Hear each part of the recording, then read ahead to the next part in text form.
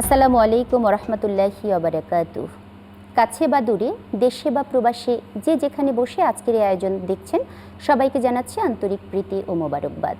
সুপ্রিয় দর্শক, এন মোহাম্মদ নিবেদিত পবিত্র মাহে রমাদানের চ্যানেল 9-এর নিয়মিত আয়োজন ইসলাম ও নারী অনুষ্ঠান। আপনারা কেমন আছেন? কেমন কাটছে আপনাদের পবিত্র মাহে রমাদান? শারীরিকভাবে অবশ্যই সুস্থ আছেন এবং মানসিকভাবে প্রশান্তিতে আছেন। আজকের আয়োজনে অন্যান্য পর্বের মতো গুরুত্বপূর্ণ একটি বিষয় নিয়ে আলোচনা করব। আজকের আলোচনার বিষয় মাতৃদুগ্ধ পানের গুরুত্ব। এ বিষয়ে আলোচনা করতে আমাদের স্টুডিওতে উপস্থিত আছেন ডক্টর রিফাত রহিম, সহযোগী অধ্যাপক, মুগদা মেডিকেল কলেজ হসপিটাল। প্রিয় দর্শক, চলুন চলে যাই আজকের অতিথির কাছে। আপা, আসসালামু আলাইকুম। কেমন আছেন আপা? আলহামদুলিল্লাহ, ভালো আছি। শুকর আলহামদুলিল্লাহ। আপা, আজকে আমরা আলোচনা করব মাতৃদুগ্ধ পানের গুরুত্ব, এই বিষয়টা নিয়ে। প্রথমেই জানতে চাইবো, একটা শিশুর জন্য মায়ের দুধের উপকারিতা বা প্রয়োজনীয়তাটা কি? কেন প্রয়োজন মায়ের দুধ? সুবহানাল্লাহ, একটা বাচ্চা যখন জন্মগ্রহণ করে, ওই জন্মের 1 ঘন্টার মধ্যে বলা হয় ডাক্তারি পরিভাষায় যে 1 ঘন্টার মধ্যে বাচ্চাকে মায়ের বুকের দুধ দেওয়ার জন্য। মায়ের বুকের দুধ দেওয়ার পর প্রথম যে শাল দুধ, যেটাকে আমরা বলি কোলোস্ট্রাম, সেটার মধ্যে সেটা হচ্ছে বাচ্চার প্রথম ভ্যাকসিন, প্রথম মানে এটার মধ্যে অ্যান্টিবায়োটিক, তার মধ্যে ফার্স্ট পৃথিবীতে আসলো সব রোগ প্রতিরোধ ক্ষমতা, এটার মধ্যে একদম ও তো আর কোনো কিছু নিয়ে আসে না, এটাই নিয়েই সে প্রথম ভ্যাকসিনটা পেয়ে গেল। তার রোগ প্রতিরোধক একটা শরীরের মধ্যে একটা রোগ প্রতিরোধক ক্ষমতা হলো, তার বৃদ্ধি, তার বুদ্ধি বৃত্তি, তার শরীরের যে মানে পুষ্টি, এই সব কিছুই কিন্তু মায়ের দুধের মধ্যে আছে। একটা মা যখন বাচ্চাকে বুকের দুধ দেয়, বলা হয় যে 6 মাস পর্যন্ত শুধুমাত্র বুকের দুধ, 1 ফোঁটা পানিও না। তার মানে 90% এটার মধ্যে পানি আছে, কার্বোহাইড্রেট আছে, প্রোটিন আছে, ফ্যাট আছে, সব আছে। এটা একটা সুষম খাবার। আল্লাহ তাআলা একটা মানে কুদরত এটা আসলে মায়ের বুকের দুধটা। এবং আল্লাহ তাআলা কোরআন শরীফে বলছেন, তোমরা বাচ্চাকে পূর্ণ 2 বছর বুকের দুধ দাও। যদি এটার প্রয়োজনীয়তা না থাকলে তো কোরআনে আল্লাহ তাআলা এরকম করে নির্দেশ দিতেন না, বলতেন না করার জন্য। প্রতিটা জিনিসই তো সায়েন্টিফিক। এটা বাচ্চার জন্য। তারপর মা আর বাচ্চার মধ্যে যে একটা বন্ডিং হয়, যে বাচ্চাটা মায়ের বুকের দুধ খায়, সেই বাচ্চাটার সাথে মায়ের একটা বন্ডিং, এটা একটা অন্যরকম একটা মানে আল্লাহ প্রদত্ত একটা রহমত, যে মায়ের বাচ্চা আছে এবং তাকে একদম পূর্ণ সময় বুকের দুধ দিয়েছে, সে মাই এটা একমাত্র অনুভব করতে পারবে। বাচ্চার পুষ্টি, তার বৃদ্ধি, তার মেধা, তার মনন যেটাই বলি, তারপর যে তাকে প্রোটেকশন, তার যে প্রিভেনশন, রোগ বালা মুসিবত থেকে তার ডায়রিয়া কম হচ্ছে। দেখবেন যেসব বাচ্চারা মায়ের বুকের দুধ খায়, তারা কিন্তু ঘন ঘন ডায়রিয়া আক্রান্ত হয় না, তাদের কিন্তু নিউমোনিয়া কম হয়, ডায়রিয়া, নিউমোনিয়া এই ধরনের রোগ কিন্তু তাদের কম হয়। সব কিছুর একটা প্রোটেকশন এই বুকের দুধ তাকে দিচ্ছে।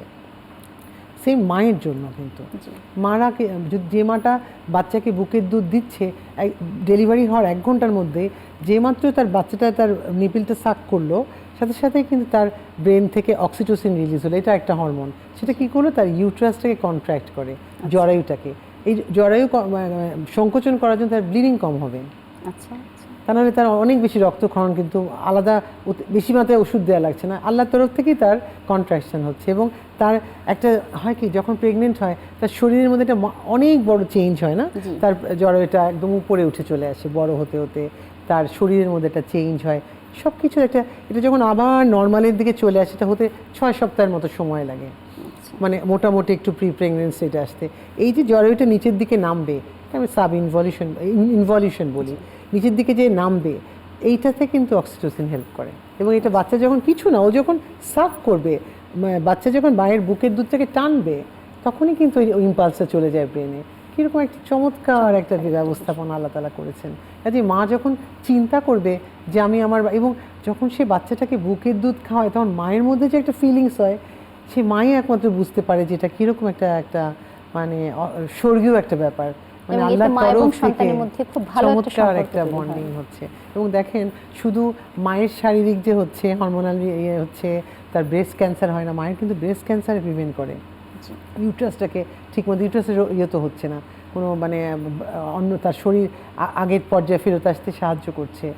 আরেকটা যেটা হয় যে এই যে আপনার মা যে তার বাচ্চাকে বুকের দুধ খাওয়াচ্ছে, দেখেন এ বন্ডিং ছাড়াও আপনি আর্থিকভাবে কত সাশ্রয় হচ্ছে, একটা পারিবারিক না, আপনার ফর্মুলা ফিডিং কিনতে হচ্ছে, এটার জন্য আপনার ফিডার কিনতে হচ্ছে, তারপর মানে আরও কত কিছু, ফ্লাস্ক কিনতে হচ্ছে, অনেক খরচ হয়ে যেত। কিন্তু এই পুরোটা সময় 6 মাস কিন্তু এই খরচগুলো কিছুই লাগছে না। তারপর যখন তখন দেওয়া যাচ্ছে। মা কোনো বাইরে গেলেও বাচ্চা তো মায়ের সাথে আছে, জি, জি। তার জন্য আলাদা একটা প্রিপারেশন, আপনার গরম পানি লাগবে, এটা লাগবে, কিছু লাগছে না। ঘুম থেকে উঠলে যখন ডিমান্ড ফিডিং, যখন বাচ্চা কাঁদছে তখনই তাকে তখনই দিতে বাচ্চাকে পারছে, দুধ খাওয়াতে এর জন্য আলাদা কোনো খরচ নাই। এবং এই ফর্মুলা ফিড ইয়েগুলো, মিল্কগুলো ইম্পোর্ট করতে আমাদের দেশে কিন্তু অনেক ক্ষতি হয়ে যায়। দেশেরও দেখেন কত সাশ্রয় হচ্ছে। জি, এই তাহলে আমরা যদি বাচ্চাদেরকে শুধু বুকের দুধ, মাদেরকে মানে উৎসাহিত করি, তাদেরকে বুঝাই, মারা বাচ্চাদেরকে বেশি বেশি করে বুকের দুধ, সব মায়েরা বাচ্চাকে বুকের দুধ খাওয়াবে। ইভেন বলা হয় যেসব মায়েদের হেপাটাইটিস বি, আগে একটা ইয়ে ছিল যে হেপাটাইটিস বি আক্রান্ত মা, তার বাচ্চাকে বুকের দুধ দিতে পারবে না, কিন্তু আমরা আজকের বাচ্চা জন্মের সাথে সাথে ভ্যাকসিন দিয়ে দিচ্ছি বাচ্চাকে। জি আপা, একটু জানতে চাইবো যে রোজা রেখে বুকের দুধ খাওয়ানো যাবে কিনা, এই প্রশ্নের উত্তরটা শুনবো ছোট্ট একটা বিরতির পর। আচ্ছা। প্রিয় দর্শক, সময় হলো ছোট্ট একটি বিরতির। আপনারা দেখছেন এন মোহাম্মদ নিবেদিত পবিত্র মাহে রমাদানের নিয়মিত আয়োজন ইসলাম ও নারী অনুষ্ঠান। আমাদের সাথেই থাকুন। প্রিয় দর্শক, বিরতির পর আবারও স্বাগত জানাচ্ছি এন মোহাম্মদ নিবেদিত পবিত্র মাহে রমাদানের নিয়মিত আয়োজন ইসলাম ও নারী অনুষ্ঠানে। আপনাদেরকে অসংখ্য ধন্যবাদ জানিয়ে চলে যাচ্ছি অতিথির কাছে। আপা, ধন্যবাদ জানাচ্ছি আজকের অনুষ্ঠানে যে বিষয়টা বলছিলেন যে রোজা রেখে কি মায়েরা বুকের দুধ খাওয়াতে পারবে? কোনো বিধিনিষেধ নাই রোজা রেখে বুকের দুধ খাওয়ানোর। যেখানে আমি ইনজেকশন দিতে পারছি, ইনসুলিন দিতে পারছি, এখানে তো কোনো বাধা থাকার কোনো মানে প্রশ্নই ওঠে না, অবশ্যই খাওয়াতে পারবে। তবে হ্যাঁ, এইখানে যে জিনিসটা জরুরি সেটা হচ্ছে প্রেগনেন্সিতে মায়ের যে 300 ক্যালোরি বেশি লাগছিল, এখানে কিন্তু মার আরও 500 ক্যালোরি বেশি নিড হবে, কারণ এই বুকের দুধের যাবতীয় উপাদান তো মার শরীর থেকে যাচ্ছে, মার শরীর থেকে বাচ্চা শরীরে যাচ্ছে। তাহলে সেই মা, ওর যে পুষ্টিটা যাচ্ছে মার শরীর থেকে তৈরি হচ্ছে, তাহলে মাকে সেইটার জন্য মেটেরিয়াল দিতে হবে, কাঁচামাল দিতে হবে, তাহলে মাকে খাওয়া দিতে হবে বেশি। তাহলে ওই মায়ের কিন্তু রিকোয়ারমেন্ট আরেকটু বাড়বে। কেমন খাবার খাওয়া প্রয়োজন? যেটাই খাচ্ছিল আমরা, যেটা মানে কার্বোহাইড্রেট, প্রোটিন, ফ্যাটের যে তালিকাটা তৈরি করেছিলাম, এর পরিমাণটা বেশি হবে। যেমন আমরা যদি একটা গর্ভবতী মাকে 3 বেলা খাওয়ার কথা বলি, 3 বেলা সে তার জন্য বেশি 1 মুঠ চাল, 1 মুঠ ডাল, 1 মুঠ তেল বেশি, 1 চামচ তেল বেশি নেবে। এখানে আমি আপনাকে বোঝার সুবিধার জন্য বলছি, মায়েদের জন্য, যে তখন সে 1 বেলা বেশি খাবে, তাহলে রিকোয়ারমেন্ট একটু বেশি হলো না? যেটাই সে খাবে, সে যদি আগে 2 কাপ ভাত খাচ্ছে, 3 কাপ ভাত খাচ্ছিল, এখন কিন্তু 1 কাপ বেশি খেতে হবে। সে যদি 2টো রুটি খেত, তাহলে এখন 3টা রুটি খাবে, এখন তার কিন্তু বেশি। সে আগে 2টো খেজুর খেলে, এখন তার কিন্তু 3টে থেকে 4টা খেজুর বেশি খেতে হবে, তাহলে তার কিন্তু পরিমাণ বেড়ে গেল, 500 অ্যাড হলো। এটা কি সবচেয়ে ইম্পর্টেন্ট। আপা, একটা বিষয় জানতে চাইবো যে অনেক মায়েরা আছে যে বুকের দুধ খাওয়াতে চান না, ফিগার নষ্ট হয়ে যাবে, এই জন্য এই বিষয়টায় আপনি কি বলবেন? এটা আসলে মানে খুবই দুঃখজনক, কারণ একটা মা যখন, তবে আমার বিশ্বাস মায়েরা যখন জানতে পারবে বুকের দুধ খাওয়ানোতে তার ফিগারটা আরও পুনরুদ্ধার হচ্ছে, তখন সে আরও মোটিভেটেড হয়ে খাওয়াবে। মানে সবার সামাজিক অবস্থান তো একরকম না, সবার মানসিক চিন্তাভাবনাও একরকম, মাইন্ডসেটও একরকম না। এটা তাদেরকে বুঝাতে হবে যে আমার সবচেয়ে বড় কথা, আমার ওই যে অক্সিটোসিন হরমোন রিলিজ হচ্ছে, সে আমার সব আবার জায়গা মতো ফেরত নিয়ে যাচ্ছে। তাহলে আমার যদি ইউট্রাসের জায়গা ছোটো হয়ে আসে, আমার পেটের চর্বিটাও কমে আসবে, সেটাও আবার আগের মতো ফিগার, মোটামুটি কাছাকাছি ফিগারে চলে আসতে সাহায্য করবে। ব্রেস্ট ক্যান্সার প্রিভেন্ট করবে। ব্রেস্ট ক্যান্সার যদি প্রিভেন্ট করে, তাহলে ব্রেস্ট ক্যান্সার হলে তো আরও ক্ষতি, আরও সেই সার্জারি করে দেখা যায় একটা ব্রেস্ট স্যাক্রিফাইসই করা লাগে, তাই না? কাজে এই জিনিসটা আমাদেরকে বুঝতে হবে এবং বুঝাতে হবে, সচেতনতা তৈরি করতে হবে যে ব্রেস্ট ফিডিংয়ের কোনো বিকল্প নেই, মা বাচ্চাকে বুকের দুধ দেবে উভয়কেই। আপা, যে বিষয়টা বলবেন যে একজন মাতৃদুগ্ধ যিনি দুধ পান করান, সেই মায়ের কি করণীয় একটা বাচ্চাকে সুস্থ রাখার জন্য এবং এই পবিত্র রমজান মাসে তিনি নিজেও সুস্থ থাকার জন্য তিনি কি করতে পারেন? একটা শুরুতে একটু বলে নেই, যেমন মা তো, যিনি গর্ভবতী মা, তিনি যেমন রোজা রাখার নিয়ত করবেন এবং রাখতে চাবেন, গর্ভবতীদের সাথে কিন্তু মাতৃদুগ্ধ দানকারী মায়েদেরকেও একত্রিত করা হচ্ছে, যেহেতু ক্যালোরি রিকোয়ারমেন্ট বেশি, তার দুর্বলতা হয়ে যেতে পারে। সেই ক্ষেত্রে সে যদি খুব অসুস্থ ফিল করে, সে কিন্তু কাজা করতে পারবে, তার জন্য কিন্তু কাজা করা যাবে, তাকে ওই অসুস্থতার মধ্যে তাকে রাখা হয়েছে। কিন্তু সে যদি চায়, মানসিকভাবে সে সক্ষম থাকে যে সে পারছে, বাচ্চাটাও ভালো দুধ পাচ্ছে, সমস্যা হচ্ছে না, সেটা করার জন্য তাকে যেটা করতে হবে, তার যে ফুড হ্যাবিটটা চেঞ্জ করতে হবে। তাকে চিন্তা করে নিতে হবে যে আমার ক্যালোরি রিকোয়ারমেন্ট বেশি, আমি আমার বাচ্চাকে বুকের দুধ দেবো এবং রোজাও রাখবো। মানসিক শক্তিটা কিন্তু অনেক ইম্পর্টেন্ট। তাহলে সে যদি মেন্টালি আগে তার একটা মানসিকভাবে সে প্রস্তুত থাকে যে আমি এই দুটোই করব, যদি কোনো অন্য কোনো জটিল রোগ না থেকে থাকে, তাহলে সে ক্যালোরিটা একটু বেশি করে নিল, পরিমাণটা একটু বেশি, ওই খাওয়াগুলোই খাক না, ভাতের পরিমাণটা বেশি খাচ্ছে, জাস্ট একটু বাড়িয়ে দিচ্ছে, 300 জায়গায় আর 500 হয়ে যাচ্ছে, তো বাড়িয়ে খাচ্ছে, এটা করবে। এবং প্রচুর পানি খাবে, প্রচুর পানি খাবে। যখনই বাচ্চাকে বুকের দুধ দিবে তখনই সে 1 গ্লাস পানি হলেও খেয়ে নেবে। যে কোনো পানীয় যে কোনো খাবার, সে হতে পারে শরবত, ডায়াবেটিস না থাকে শরবত, ফলের রস হতে পারে, ডাবের পানি হতে পারে, দুধ হতে পারে, স্যুপ হতে পারে, তার খাদ্য তালিকা এগুলো থাকবেই। পানীয় খাবার তার বেশি থাকবে, যেন যেহেতু ব্রেস্ট ফিডিংয়ে একটা পানির ভাবটা কিন্তু অনেক বেশি থাকে, এবং ব্রেস্ট মিল্ক তৈরিতেও হেল্প করে, সিক্রেশনও হেল্প করে। বলে যে মাকে বেশি বেশি করে পানি খেতে বলা হয়, খাওয়ানোর আগে, ব্রেস্ট ফিড দেওয়ার আগে অন্তত 1 গ্লাস পানি সে খেয়ে নেবে। জি আপা, আরেকটা বিষয় একটু বলবেন যে মাতৃদুগ্ধ দানকারী যে মায়েরা রয়েছেন তারা তো খাবার খাবেন, সেই সাথে পরিবারের এ ব্যাপারে কতটা সচেতন থাকা দরকার, যেহেতু সন্তানটা পরিবারের সন্তান এবং সামনে আলোকিত হবে। ধন্যবাদ, এটা একটা ভালো প্রশ্ন। কারণ আমরা যদি মানে সামগ্রিক অবস্থা বিবেচনা করি, আমাদের মেয়েরা কিন্তু এখনো পর্যন্ত সেভাবে মানে স্বাবলম্বী বলতে যেটা বোঝায় যে আমি একাই সব কিছু করবো, সেটা মানে একাই সব কিছু করা মানে এরকম না যে তার ইচ্ছা মতো স্বেচ্ছাচারিতা না, কিন্তু এটা যেমন সবচেয়ে যেটা আমার কাছে মনে হয়, একটা মা যখন বাচ্চাকে বুকের দুধ খাওয়াবেন, সেক্ষেত্রে পরিবারের সবচেয়ে বড় সহযোগিতা হচ্ছে তার প্রাইভেসিটা দেওয়া। যে একটা মেয়ে যখন একটা বাচ্চাকে ব্রেস্ট ফিড করাবে, তখন তার একটা প্রাইভেসি লাগে। এটার জন্য এরকম না যে বাড়িতে অনেক রুম থাকবে, এটার জন্য একটা ব্রেস্ট ফিডিং কর্নার থাকবে, তা না। তাকে ওইটুকু পর্দার মধ্যে তাকে একটু ব্যবস্থা তার থাকা উচিত। যে অনেক মেহমান টেহমান আছে, কিন্তু যে বাচ্চাটা অনেক পরিবারে আমি দেখেছি যে মা জায়গাই পাচ্ছে না বাচ্চাকে কোথায় বুকের দুধ দিবে, সেটা পরিবারের লোকদের কিন্তু একটু ব্যবস্থা করে দিতে হবে যে আমার মেয়েটা যেন তার সন্তানকে বুকের দুধটা ঠিক মতো দিতে পারে। এইটা প্রাইভেসি মেনটেন করা কিন্তু অবশ্যই, এবং খাদ্য। জি আপা, এই বিষয়টা নিয়ে আমরা ফিরে আসবো ছোট্ট একটা বিরতির পর। প্রিয় দর্শক, আপনারা দেখছেন এন মোহাম্মদ নিবেদিত পবিত্র মাহে রমাদানের নিয়মিত আয়োজন ইসলাম ও নারী অনুষ্ঠান। আবারও সময় হলো ছোট্ট একটি বিরতির, আমাদের সাথেই থাকুন। প্রিয় দর্শক, বিরতির পর আবারও স্বাগত জানাচ্ছি এন মোহাম্মদ নিবেদিত পবিত্র মাহে রমাদানের চ্যানেল 9-এর নিয়মিত আয়োজন ইসলাম ও নারী অনুষ্ঠানে। আমাদের আজকের আলোচনার বিষয় মাতৃদুগ্ধ পানের গুরুত্ব। আপা আলোচনা করছিলেন মাতৃদুগ্ধ সম্পর্কে। এবার একটু জানতে চাইব যে যারা বুকের দুধ কম পাচ্ছে সেসব নারীদের জন্য কি করা উচিত?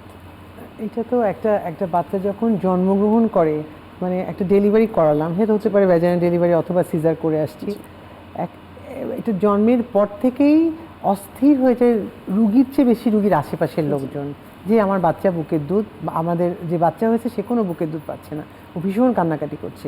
যে জিনিসটা সবাইকে বুঝতে হবে, এটা কিন্তু একটা সিস্টেম, বডিটাকে একটা মেশিনের মতো, আল্লাহ তাআলার একটা অসম্ভব একটা মানে একটা ওয়ান্ডারফুল একটা ক্রিয়েশন মানুষ। কেমন যে একটা বাচ্চা পূর্ণ বুকের দুধ মানে আসা শুরু হয় 3 দিনের থেকে। বাচ্চার জন্মের 3 দিনের দিন কিন্তু একটা ডে 3-তে, জন্মের ডে 3-তে হোক ভ্যাজাইনাল ডেলিভারি অথবা আগে যে যেটা আসে সেটা কোলেস্ট্রাম আসে, অল্প অল্প আসে, কিন্তু ওইটা ওই বাচ্চার জন্য যথেষ্ট। ও 3 দিনের, বলে যে আমরা যেহেতু বোঝানোর জন্য বলি, 3 দিনের খাবার বাচ্চা মায়ের পেট থেকে নিয়ে আসছে, ও মানে দুর্বল হবে না। যে জিনিসটা করতে হবে, বাচ্চাকে বারে বারে বুকের দুধ টানাতে হবে, এবং 3 দিনের দিন, এবং রুগীরা দেখে, আমরা যদি বলি পরে দেখে, আপনি মিলিয়ে দেখেন 3 দিনের দিন রাতের বেলা আপনার দেখবেন আপনার পুরা ব্রেস্ট মিল্ক সাফিসিয়েন্ট ফ্লো শুরু হয়ে গেছে। পর্যাপ্ত দুধ পাওয়ার জন্য খাবারও খেতে হবে, অবশ্যই খেতে হবে, পানীয় জাতীয় খাবার বেশি। আমরা মাঝে মাঝে কিছু ওষুধও দিই, গ্যালাক্টোবা যেটা বুকের দুধ ইমপ্রুভ করে সেরকম, আবার কিছু কালো জিরার কথা তো পবিত্র কুরআন শরীফেও বলা আছে, কালো জিরা ভর্তা বা এই টাইপের কিছু, যে লাউ বা যে পানীয় যে সমস্ত যেসব খাবারের মধ্যে পানির ভাগ বেশি থাকে, বা নর্মাল পানিই সে খেতে পারে, স্যুপ বা জুস এই টাইপেও খাবে।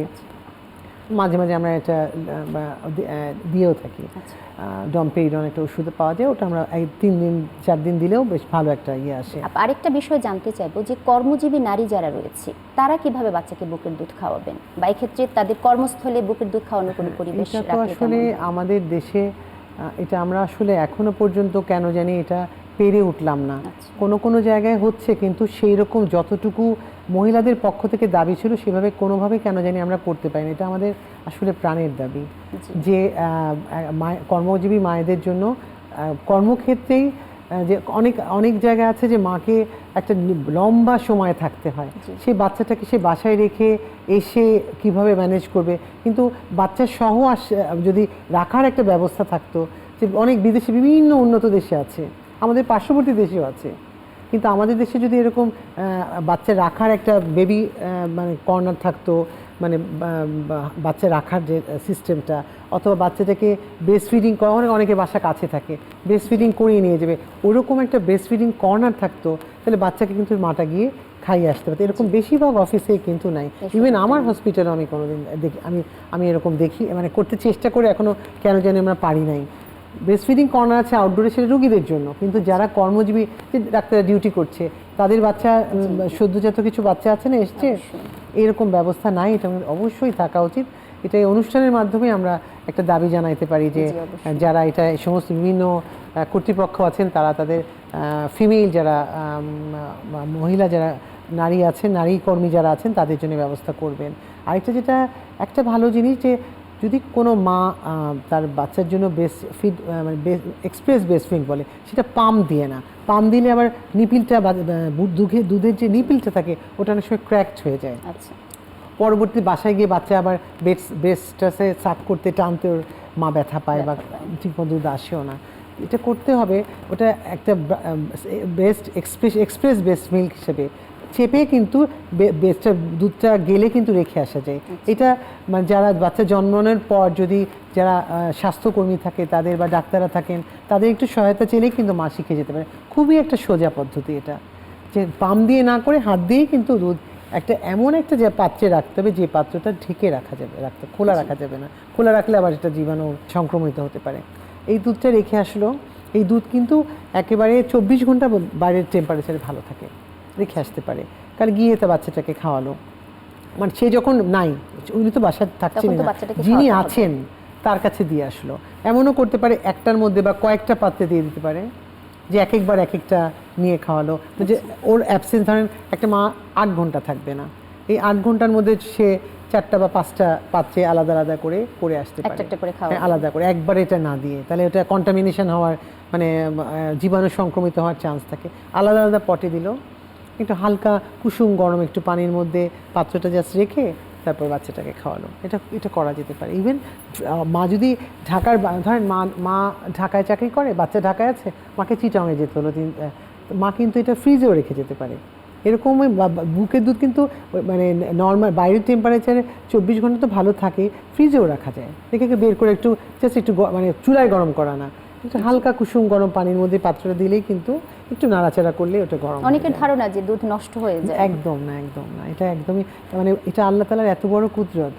যে আরেকটা এখানে একটু বলি, যে মায়েদের যে একটা ধারণা থাকে যে আমার বাচ্চা বুকের দুধ পাচ্ছে না, বাচ্চা বুকের দুধ পাচ্ছে না, এটা হলো মা বুঝতে পারবে। প্রথম জিনিস হচ্ছে যে বাচ্চাটা বুকের দুধ খাচ্ছে, টেনে খাচ্ছে, সেই বাচ্চাটার ওর যে একটা প্রশান্তি, খেয়ে যে ও একটা শান্তি, ও কিন্তু ঢোক গেলে সেটাতে সে বুঝতেই পারবে যে টেনে পেয়ে ঢোকটা গিলছে, চুপ করে থাকছে। আরেকটা হলো পরবর্তীতে সারাদিনে বাচ্চা 6 বার পেশাব করে কিনা। আচ্ছা, বাচ্চার প্রস্রাবের যদি সারাদিনে 6 বার অন্তত করে, তাহলে ধরে নিতে হবে সে পর্যাপ্ত দুধ পাচ্ছে। আপা, অসংখ্য ধন্যবাদ, খুব চমৎকার করে আলোচনা করলেন যে মাতৃদুগ্ধ পানের গুরুত্ব, এই বিষয়টা নিয়ে। প্রিয় দর্শক, ঘুমিয়ে আছে শিশুর পিতা, সব শিশুরই অন্তরে। আজকের শিশুরাই আগামী দিনের ভবিষ্যৎ। একটি সুন্দর শিশু, একটি সুস্থ শিশু আলোকিত সমাজ বিনির্মাণে গুরুত্বপূর্ণ ভূমিকা পালন করবে।